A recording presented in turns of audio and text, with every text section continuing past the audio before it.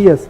Queremos darle la bienvenida a Carlos Poveda. Él es el abogado de Julian Assange aquí en Ecuador. Con él vamos a tratar lo que es este tema acerca de esta cuestión que salió hoy en el Diario del Comercio. Paul Manafort estuvo 3 veces con Assange en embajada. Esta es una información que llegó a través del cable de un reportaje que se hizo en el diario The Guardian de Londres. Vamos a hablar de ese y de muchas otras aristas del tema de Julian Assange. Queremos darle la bienvenida. Buen día.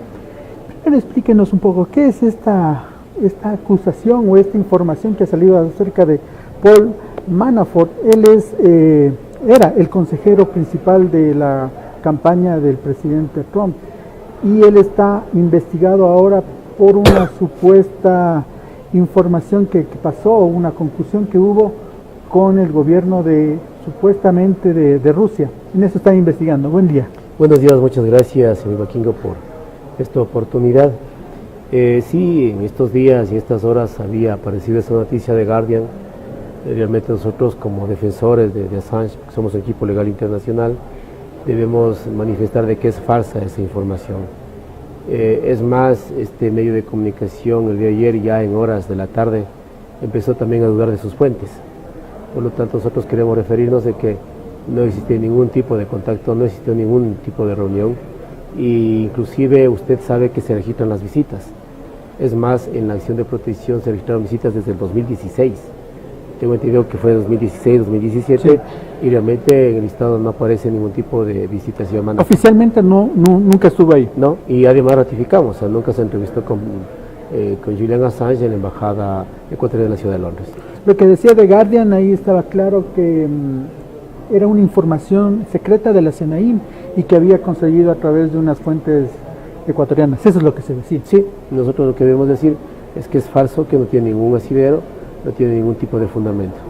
Bueno, pasemos a otro tema, por favor. Este día sábado se supone que sería el día en que Julian Assange tendrá que iniciar los pagos de su manutención ahí dentro de la embajada.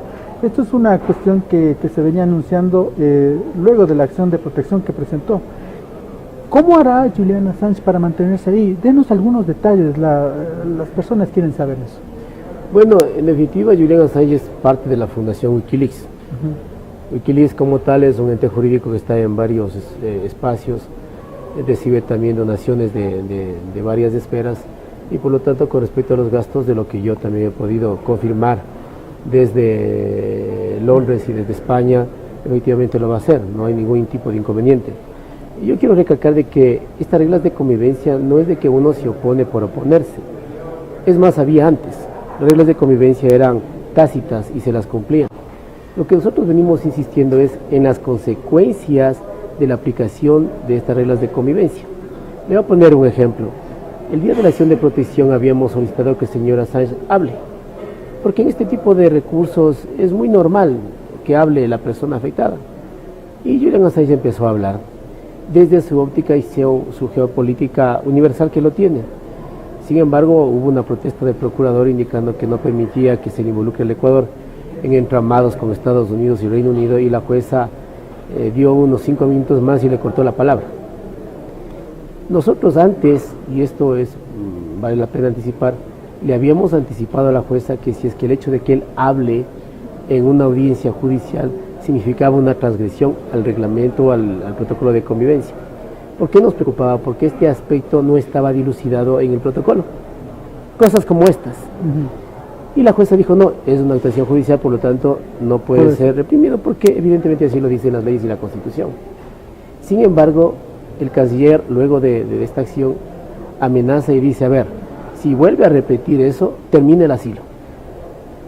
Y eso prácticamente afecta nuestro derecho a la defensa, porque él puede hablar. De hecho, es parte de un ejercicio de un derecho constitucional. La pregunta que siempre nos hacemos, ¿cómo va a terminar el asilo si es que se transgrede este protocolo? ¿Quién lo va a aplicar?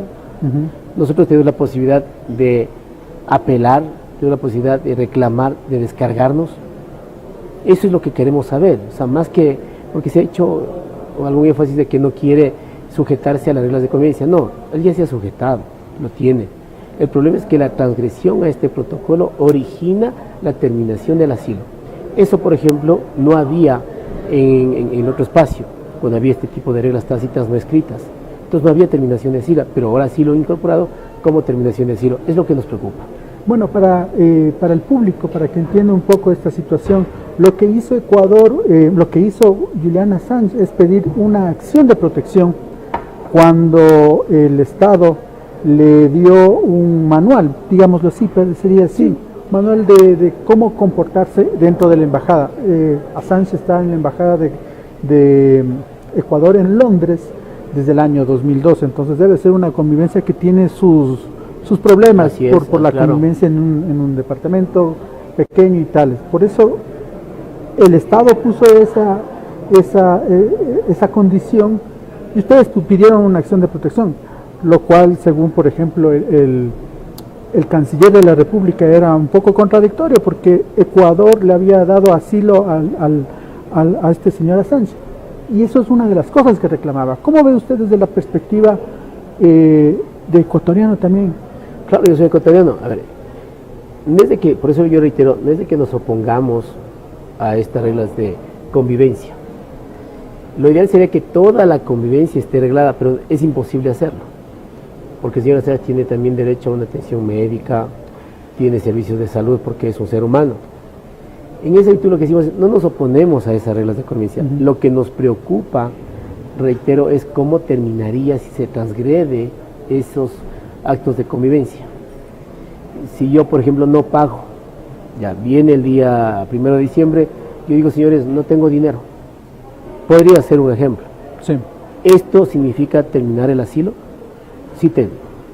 Porque ¿qué es lo que dice el propio protocolo? Si se transgrede una norma de convivencia, se termina el asilo. Una de las cosas que se cuestiona es que, claro, se dio un valor a todo esto en estos años que ha estado Assange ahí en la embajada en Londres. Se calcula que son $6 millones los que se ha invertido en esto, de los cuales 5 eran para la cuestión de protección, supongo que seguridad, inteligencia y tal. Assange es un hombre que tiene sus, digamos así, sus problemas, pero ese $1 millón que le ha costado en estos años, casi 6 años, ¿no es una cifra elevada? ¿No le parece a usted? Mire, yo creo que la situación puede ser mucho más elevada en el momento en que ya no existe la protección internacional. El Estado ecuatoriano como tal otorgó el asilo, independientemente del gobierno. Eso hay que clarificar. En su momento justificaron, de hecho ahora está ratificado por los temas de cargos de Estados Unidos, y evidentemente se otorga el derecho de asilo. Esto hereda Moreno, pero como Estado ecuatoriano. El tema es de que tampoco nadie sabía que se iba a prolongar esta permanencia, porque entendíamos que estábamos en un ordenamiento jurídico en donde el Reino Unido, una vez que se concedía el asilo, tenía que otorgar el salvoconducto, lo que ocurre en cualquier situación similar. Claro, pero el Reino Unido, país, ¿no? El Reino Unido no lo otorga el salvoconducto. Y aquí viene la situación del problema, porque dicen, ¿él podría salir? Sí, podría salir. Y simplemente hay alguna acotación, ¿cuál sería la actuación en el protocolo cuando él quiera salir? No está. El día de hoy, en estas horas le puedo decir, Julian Assange dice, ¿sabe qué? Hay mucha hostilidad, yo me voy. Cojo mi maleta, ábrame la puerta. ¿Cree que sea así de sencillo? No lo va a hacer. Ese tipo de situaciones no regulan el protocolo. Lo lógico debería decir, salga, váyase. Pero no, porque tendrían que dar a seguridad, tendrían que oficiar a las autoridades británicas y encima más a otro tipo de autoridades. Sin embargo, no consta ese protocolo. Entonces, a lo que vamos nosotros es de que no es que seamos o haya una posición de ingratitud ante el gobierno, ante el pueblo ecuatoriano. Existe mucho agradecimiento. Pero también debe considerarse que es la vida de una persona. El canciller y el procurador han asegurado que hay una misiva del Reino Unido, indicando que le aseguran de que si se extradita a un país no había condena de muerte. Le hemos dicho y le hemos emplazado dónde está el documento. Y esto sí quiero clarificar.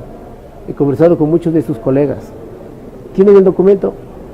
No tienen el documento. Lo que tienen es la carta que le hace el canciller a Baltasar Garzón como jefe de equipo legal internacional. Pero el documento, la misiva del Reino Unido, no la tienen. Tal es nuestra preocupación de que en Londres, con Jennifer Robinson, que es la abogada nuestra ya, hemos solicitado a las autoridades británicas que por favor nos faciliten una copia del documento que entregaron al gobierno ecuatoriano. Hasta la presente fecha no la tenemos.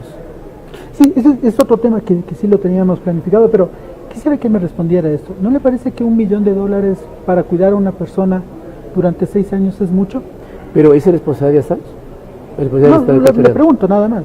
Mire, el gobierno ecuatoriano asume esos gastos desde el momento en que se le concedió el derecho de asilo.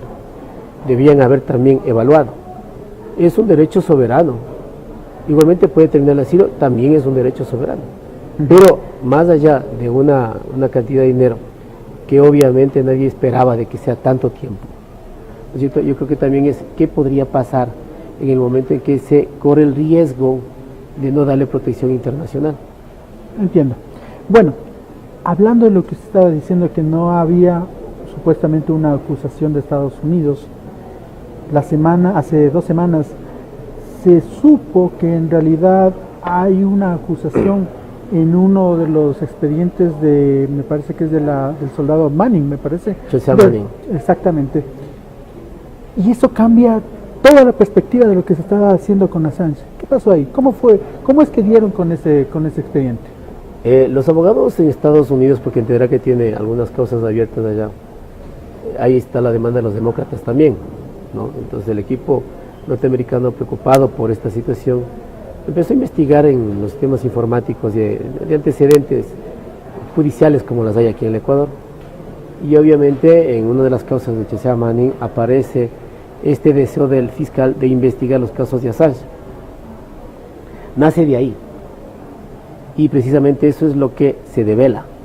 O sea, siempre estuvo ahí, pero no se había dado cuenta. Ahí.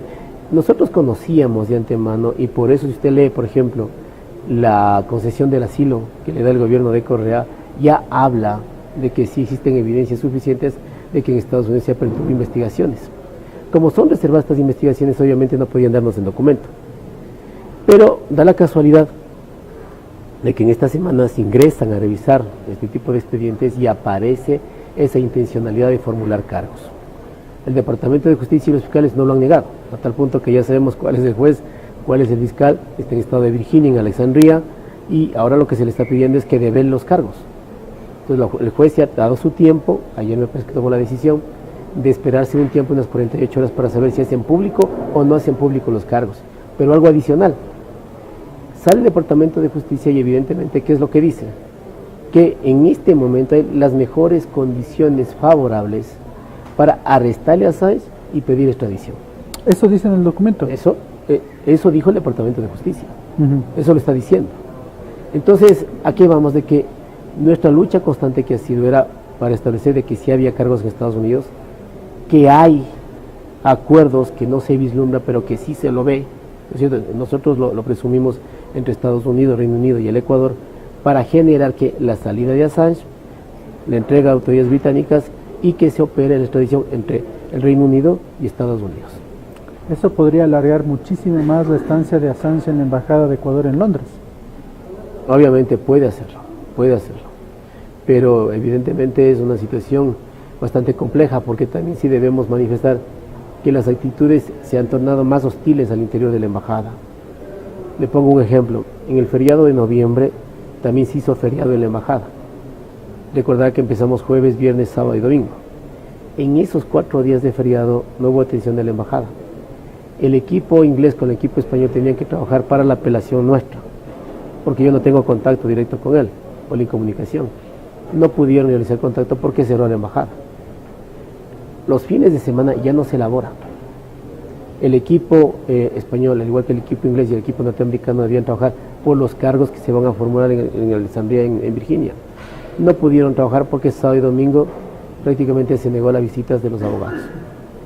Y es lo que venimos diciendo, es decir, se está obstruyendo, se está obstaculizando en la defensa sobre todo, porque eso es nuestra prioridad, y obviamente esto es lo que ha generado el protocolo, es la aplicación del protocolo. Esos son los reclamos que nosotros hacemos, porque ninguna persona, ni siquiera los privados de libertad, tienen ese tipo de restricción con sus abogados. Aquí los fines de semana prácticamente ya es imposible trabajar los equipos internacionales. Bueno, Me contaba también que ya está la apelación que ustedes habían hecho cuando se les negó la acción de protección. Eso estaba previsto que sea para este viernes, pero me dice que ya tenía una audiencia o algo así fue. No, la apelación nosotros realizamos el mismo día en que la jueza resolvió inadmitir la acción de protección. El trámite es que debía remitir a la Corte Provincial de Justicia. La sala de la Unidad Judicial de la Niñez, Adolescencia y Mujer es la competente. Ya nos emitieron la primera providencia y lo que nos preocupa es, claro que es una facultad de la sala recibirnos en audiencia o no. Lo que manifiesta, al menos presumimos aquí como abogados ecuatorianos, es de que quieren solamente resolver en mérito de lo que ya se actuó en primera instancia. Nosotros hemos interpuesto un escrito ayer indicando que es necesario tener la audiencia, porque a raíz de la acción de protección que fue inadmitida han sucedido otros hechos como los que yo le acabo de decir. En ese contexto, o sea, la petición de protocolo para nuestra defensa, vimos que es el medio para terminar el asilo.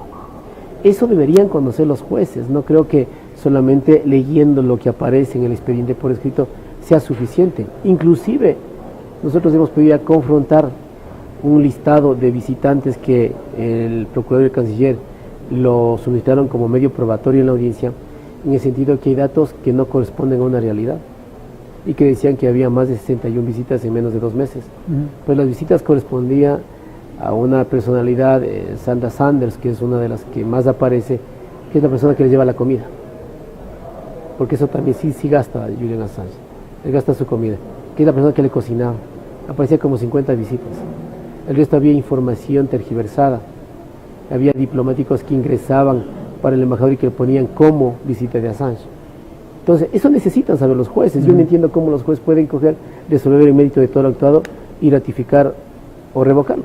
¿Y cuándo van a darles el resultado de esta apelación? Bueno, yo creo que el pedido que hemos formulado es que sea una audiencia.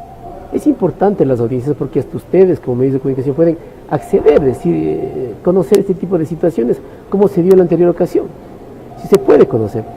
Yo espero de que el tribunal se pronuncie sobre el pedido que hemos hecho, que sea una audiencia pública, oral, contradictoria en estos días. Y yo espero que hasta mañana puedan decirlo porque tenían 8 días, sería desde el día martes, 8 días contados para resolver, pero queremos que se dé una audiencia que valore los medios probatorios y que nos permitan, porque la jueza de primera instancia no nos permitió realizar medios probatorios, simplemente resolvió de una manera muy ágil. Yo no estoy negando absolutamente su capacidad de decisión, pero que por lo menos se demoren un poquito analizando, porque es complejo el caso.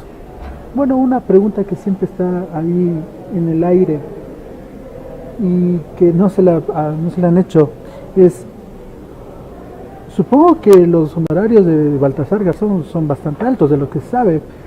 ¿Cómo maneja estos gastos el señor Julian Assange para tener 3 equipos, uno en España, uno en Inglaterra, 4 equipos, otro en Estados Unidos y uno en Ecuador? A ver, yo trabajo aquí en el Ecuador como abogado, con mi equipo jurídico. Hay también causas de derechos humanos que se lo hacen bajo una militancia y convicción. Nosotros lo hemos hecho de esa manera. No es necesario decirlo, porque al fin y al cabo es una actividad muy privada. Nosotros lo hacemos con compromiso. Lo que se conoce a veces también pro bono, si ganamos tenemos también una parte. Pero nosotros lo hacemos por militancia en derechos humanos y porque también hemos defendido a periodistas en la década de Correa.